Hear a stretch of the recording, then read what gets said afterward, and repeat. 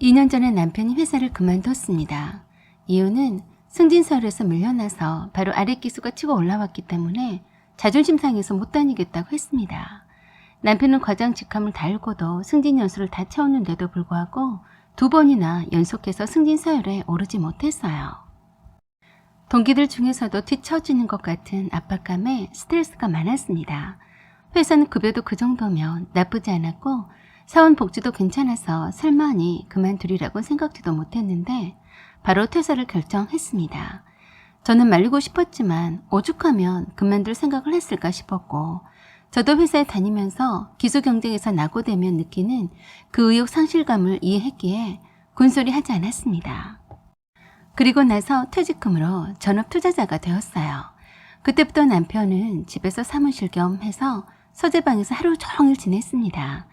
주식은 할 일 없는 백수들이나 하는 것쯤으로 알고 있는 친정 부모님들께는 함구했었죠. 혹시나 걱정할까 싶었어요.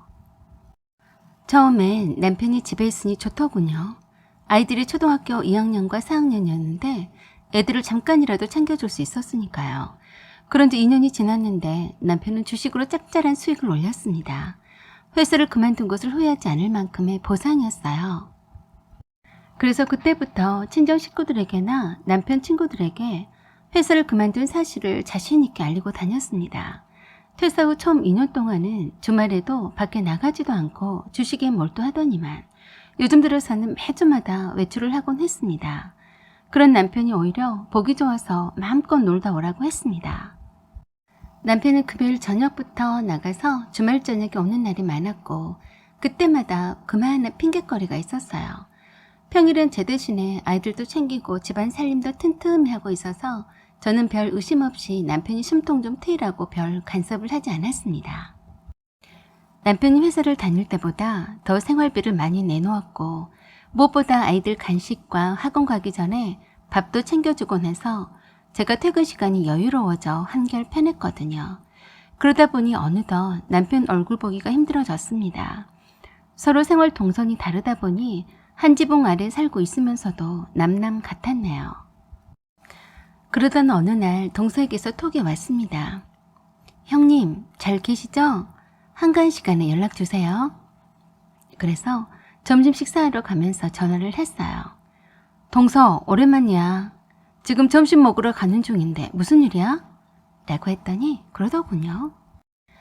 형님 별일은 없으신 거죠? 응? 무슨 일? 형님 그게요. 제가 했단 말은 절대 하면 안 돼요. 아셨죠? 무슨 대단한 말이길래 단단히 제 입단속부터 시키는지 참 궁금해지더군요. 알았어. 무슨 말인데? 그거 하세요? 아주버님이 어머니한테 돈을 빌려갔다고 하던데요. 누가 그래? 못 들었는데? 확실치는 않지만 어머니가 아가씨랑 하는 소리를 우연히 들었어요. 얼마인지는 모르겠는데 꽤 큰 액수 같던데. 모르셨어요? 진아빠가 어머니한테 돈을 빌렸으면 나도 알고 있었겠지. 잘못 들은 거 아니야? 아니에요. 제가 확실히 들은 거예요. 형님이 한번 확인해 보세요. 형님 모르게 아주버니가 어머니한테 빌렸을 수도 있죠. 분명히 아가씨가 어머니한테 이사 갈 거라면서 돈 좀 잠깐만 쓰겠다고 사정한 것 같았는데 마지못해 말씀하시더라고요. 아주버니한테 빌려줘서 돈이 없다고요. 그게 한두 푼이었겠어요? 어머니가 아가씨를 얼마나 끔찍이 생각하시는데 빌려줄 돈이 없으시니까 그러시겠죠. 알았어, 동서. 일단 한번 물어볼게. 동서와 전화 통화가 끝나자 고개를 갸우뚱했습니다. 그럴 리가 없다고 생각했죠. 동서가 잘못 들었던지 했을 거라고요. 그날 퇴근 후 집에 갔는데 남편은 없었어요.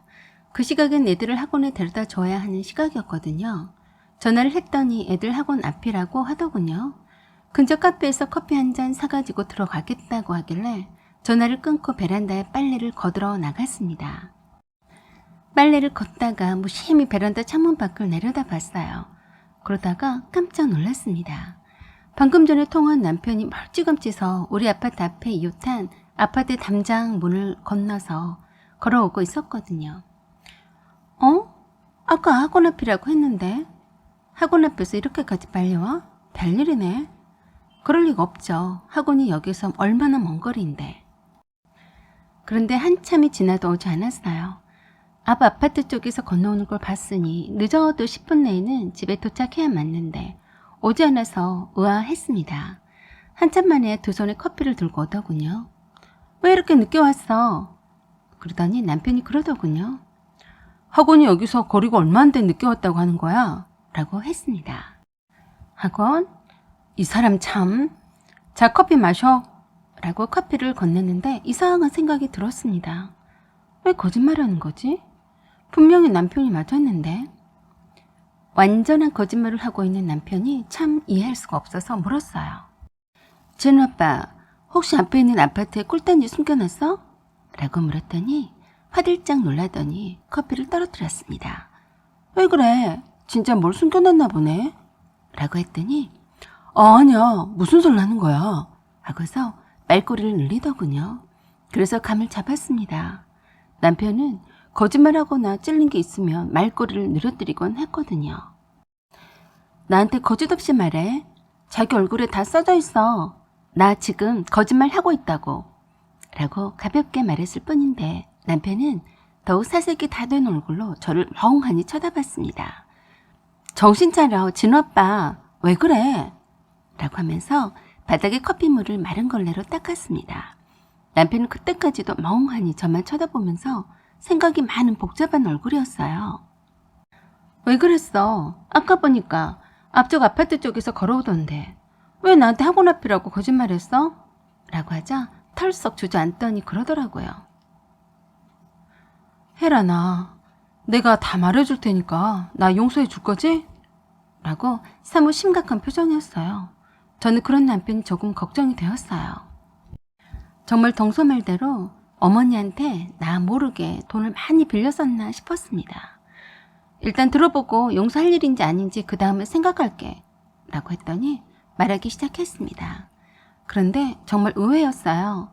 어느 날 남편이 마트에 잠깐 들렸다가 누군가 아는 체를 해서 봤더니 예전에 입주거에 하던 집의 딸이었대요. 너무나 반가웠대요.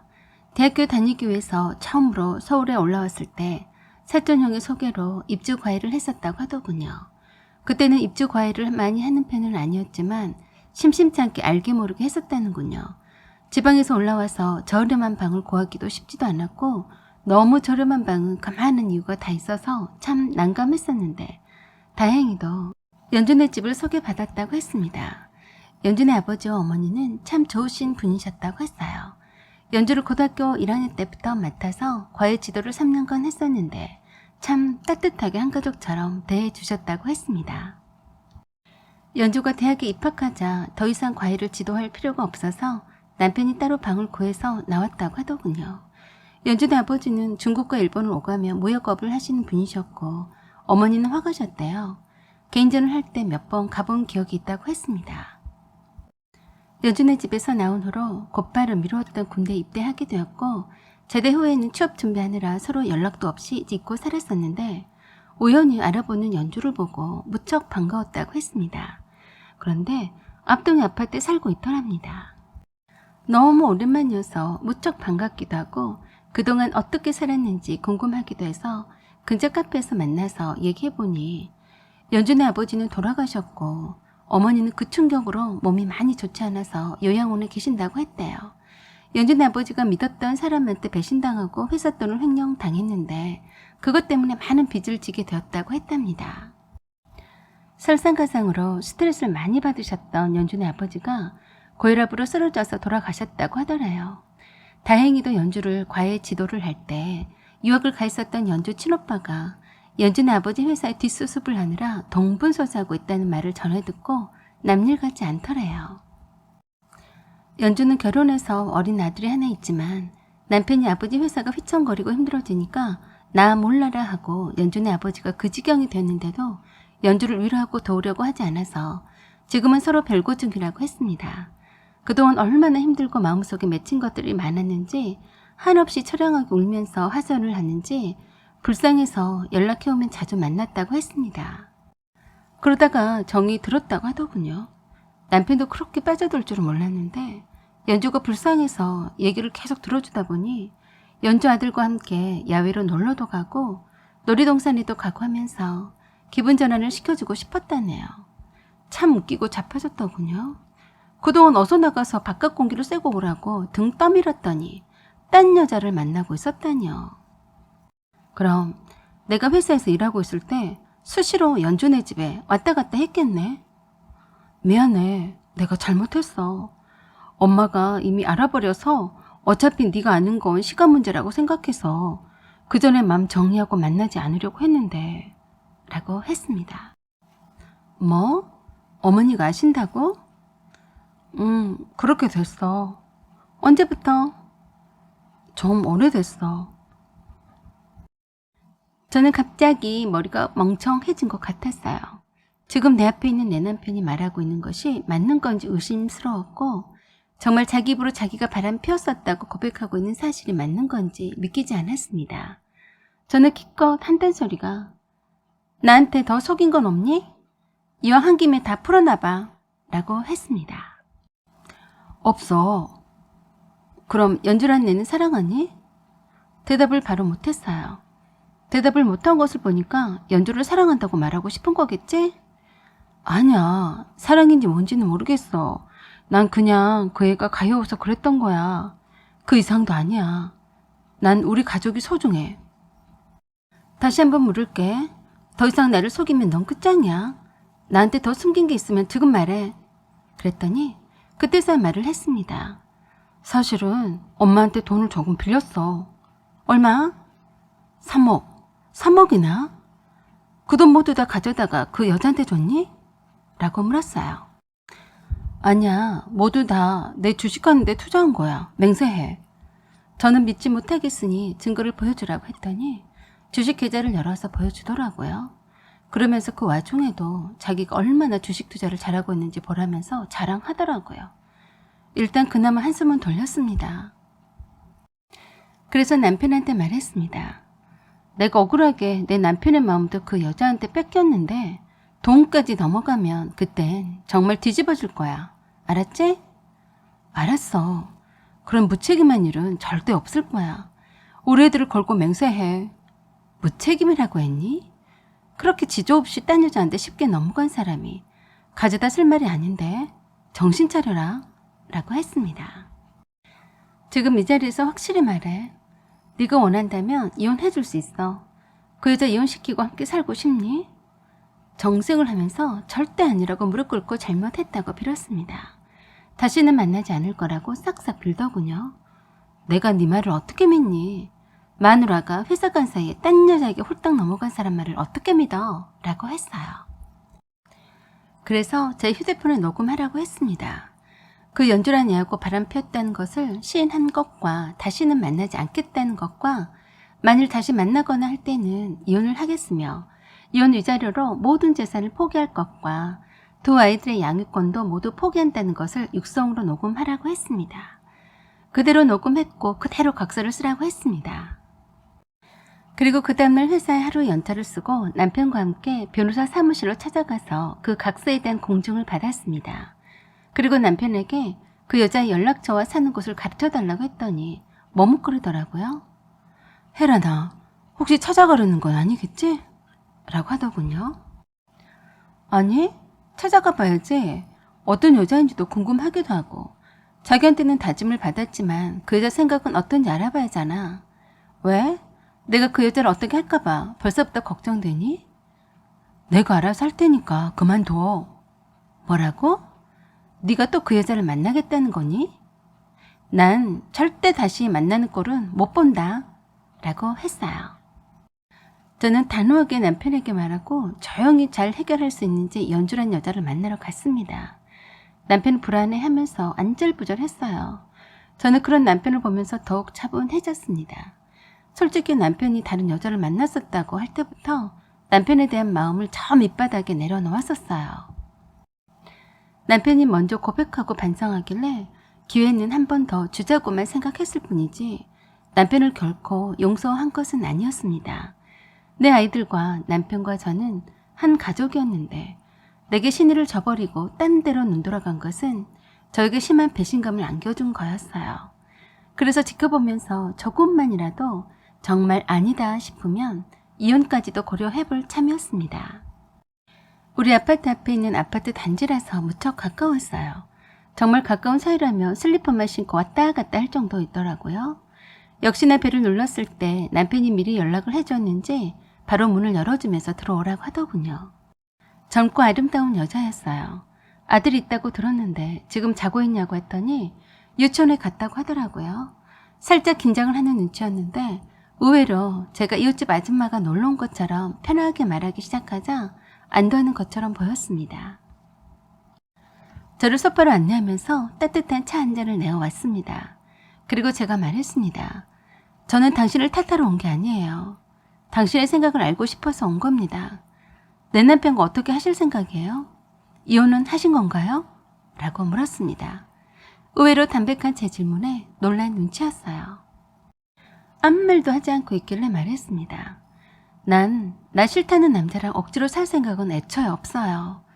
당신이 내 남편이 없으면 절대 살 수 없다고 한다면 내 남편을 데려가도 괜찮아요. 그래서 당신의 생각은 어떤지 알고 싶어서 왔네요. 이런 식으로 계속 살 수는 없으니까요. 라고 말했습니다.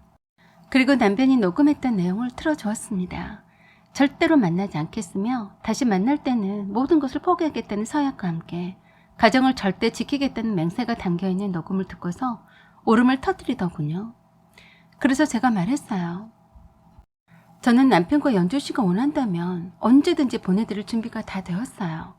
하지만 남편의 뜻이 이러하니 알려드리려고 한 것뿐이에요. 들으신 대로 남편은 그 어떤 이유로든지 다시 만나지 않겠다고 약속했어요.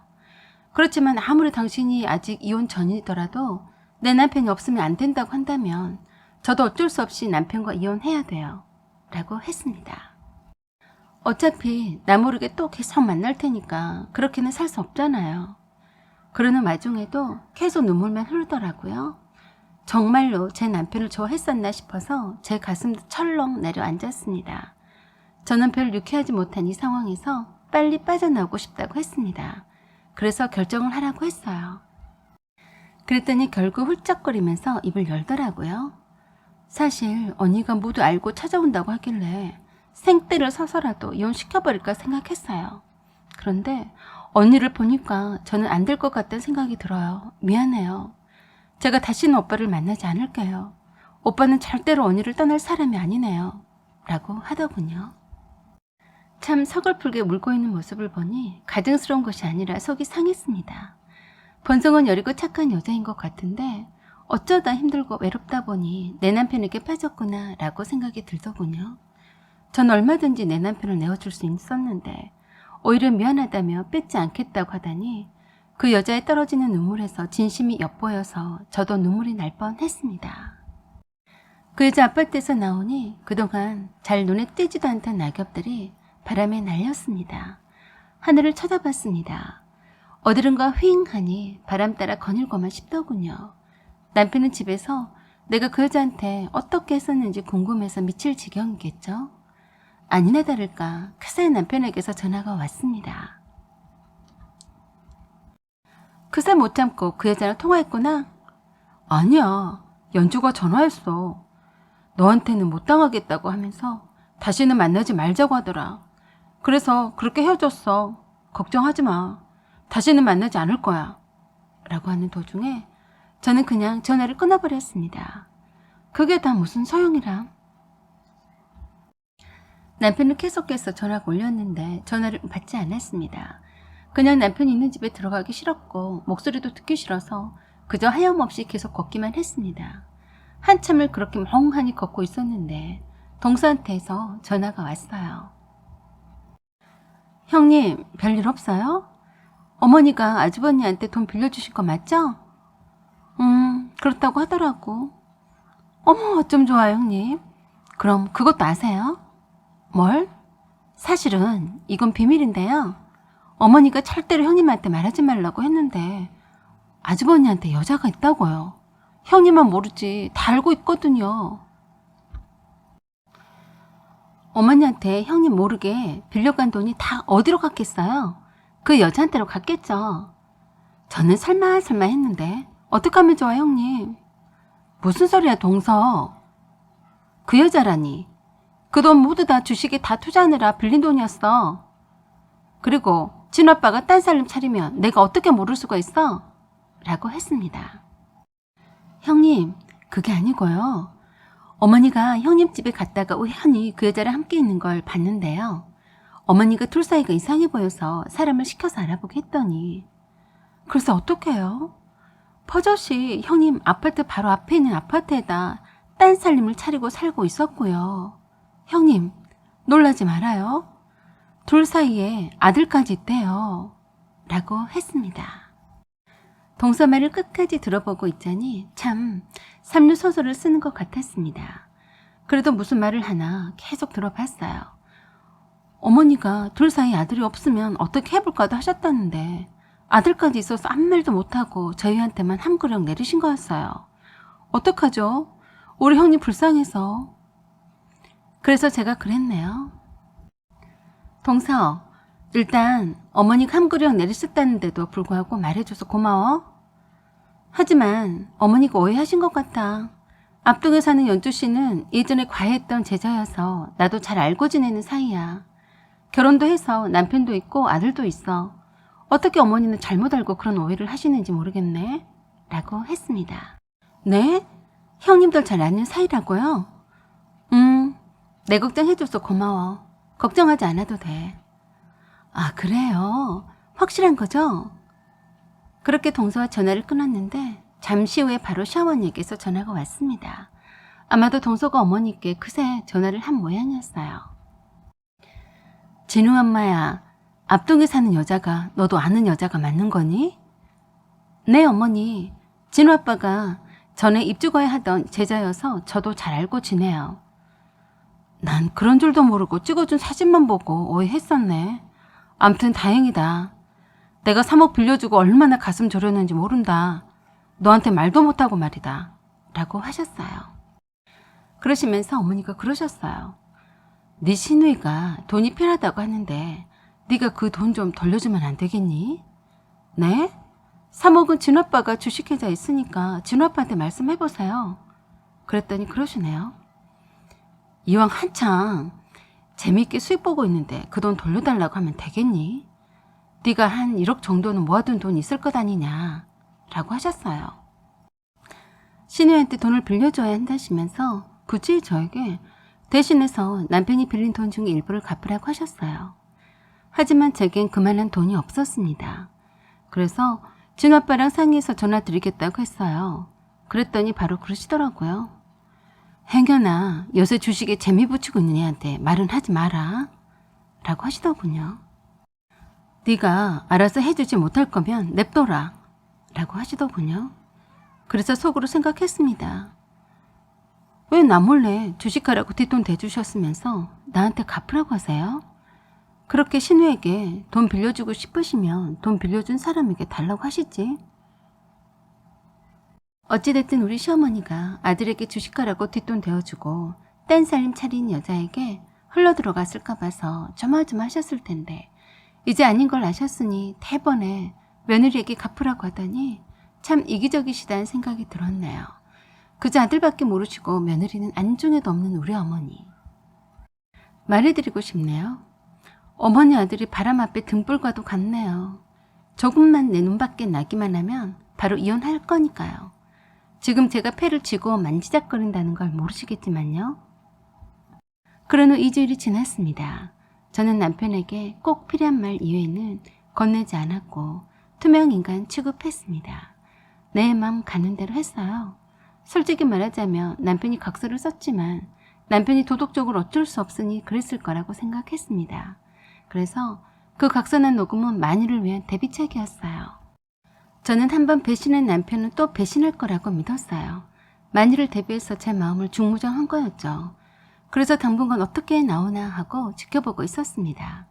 겉으론 둘이 따로 만나는 것 같지는 않았어요. 오해받을까 싶어서인지 주말에도 바깥 출입을 전혀 않더라고요.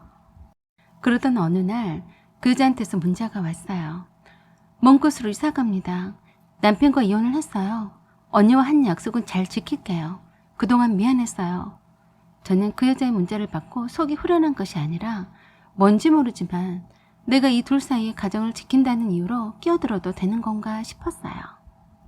남편이 전 연인을 떠나보내고 애틋한 감정으로 혼자서 그리워하고 있지는 않는지 그런 생각도 불현듯 들었고요. 그 여자가 자기 남편과 이혼을 했다고 하니까 제 남편에게 그 여자에게 가고 싶으면 가라고 할까 하고도 생각했습니다. 왜냐하면 요새 들어서 부쩍 남편이 제 곁에 있는 것이 불편해졌거든요. 제 남편이 없는 상황을 상상해봤습니다. 저는 없어도 되겠지만 아이들은 아빠를 찾을 게 분명했어요. 하지만 저는 남편이 없어도 살 수 있을 것 같았습니다. 그래서 용기를 내어서 남편에게 말했습니다. 연주 씨가 이혼을 했대. 알고 있어? 아니, 내가 어떻게 알아. 이제 그 얘긴 그만하자. 라고 하더군요. 마지막으로 한 번만 더 기회를 줄게. 그 여자한테 가고 싶으면 가. 난 괜찮아. 애들 데리고 혼자 잘 살 수 있어. 진심이야. 내가 마음 변하기 전에 빨리 결정해. 이혼해준다고 할 때 이혼하자. 그러자 남편이 저를 붙잡고 사정했습니다. 이젠 그만하자. 나 절대로 이혼 못해. 우리 애들과 당신 없이는 못 산다고. 알았어? 그리고는 무릎 꿇고 사정을 하며 빌었습니다. 다시는 신의를 저버리는 일은 하지 않겠으니 용서를 해달라고 거듭 빌었어요. 제가 그런 남편에게 그랬습니다. 난 그냥 둘 사이가 너무 애틋한 것 아닌가 싶어서 내가 방해하고 싶지 않았을 뿐이야. 난 당신 없이도 살 수 있는데 혹시라도 당신은 그 여자를 그리워하면서 살까 봐서 껍데기랑 사는 건 끔찍한 일이거든. 이라고 했습니다. 저는 더 이상 그 여자에 대해서 말은 꺼내지 않겠지만 앞으로 일주일 동안의 시간을 주겠다고 했습니다. 그랬더니 남편이 그러더군요. 내가 잘못했으니까 내가 노력할게. 라고 하면서 그렇지 않아도 집안일을 잘 도와주는 편이었는데 더욱더 열심히 가사 일을 돌보면서 아들, 딸에게도 더욱더 잘하더라고요. 우리 아이들은 저보다 남편을 더 좋아합니다. 남편이 항상 집에 있으면서 잘 놀아주고 먹는 것도 잘 챙겨주고 공부도 가르쳐주고 저보다 더 아빠랑 대화하는 걸 좋아합니다. 그런 모습을 보면 참 보기 좋네요. 언제까지 갈지는 모르겠지만요. 일단 가는 데까진 가보려고 합니다. 전 모든 걸 훌훌 털어버리고 싶지만 그렇지 못했습니다. 정말 다 싫다 라고 힘껏 외쳐보고 싶은 심정을 이해하시나요? 오늘따라 하늘에 맘껏 날아다니는 새들이 부러운 것은 왜 그럴까요? 사연은 여기까지입니다. 여러분의 생각과 의견을 댓글로 달아주세요. 여러 가지 환경 변화로 인해서 적절치 못하거나 부정적인 언어나 비방성 글은 삭제할 수 있음을 말씀드립니다.